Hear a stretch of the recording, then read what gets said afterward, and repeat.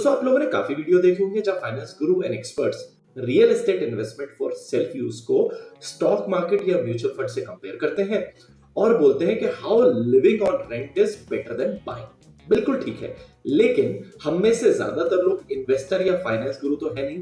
तो देखते हैं एक प्रैक्टिकल एग्जांपल। चलो 2016 में रिवाइंड करते हैं। रमेश ने एक फ्लैट खरीदा है कुछ 50 लाख का बैंगलोर में। 10 लाख का डाउन पेमेंट किया है और बाकी उसने लोन लिया है। कुछ ईएमआई बनती है 34,000 के करीब हर मंथ। 10 साल आगे बढ़ते हैं। 5 से 7% का एवरेज एप्रिसिएशन से वो फ्लैट लगभग 90 लाख का हो चुका है।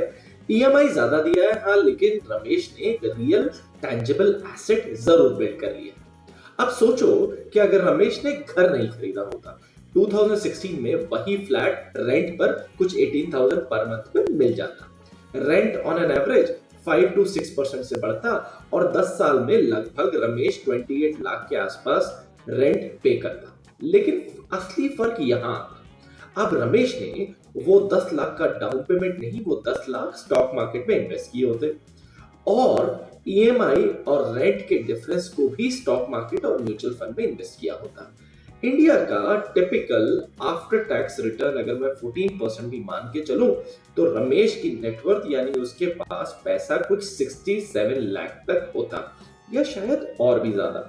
यानी रमेश की नेटवर्थ कुछ 5 लाख ज्यादा होती इन केस अगर वो फ्लैट आज 90 लाख का है और उस पे 25 से 27 लाख का लोन अभी भी बकाया है।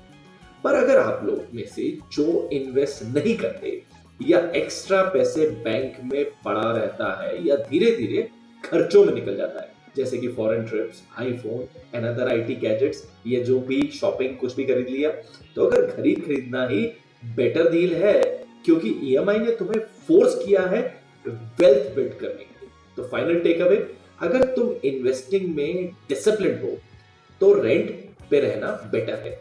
पर अगर खर्चे करते हो और पैसा संभाल के उतने अच्छे से नहीं रख पाते तो इन्वेस्टिंग बेटर है रियल एस्टेट में, क्योंकि आप फोर्स सेविंग करोगे। इसी तरह के और वीडियो देखने के लिए please like and subscribe. Thank you.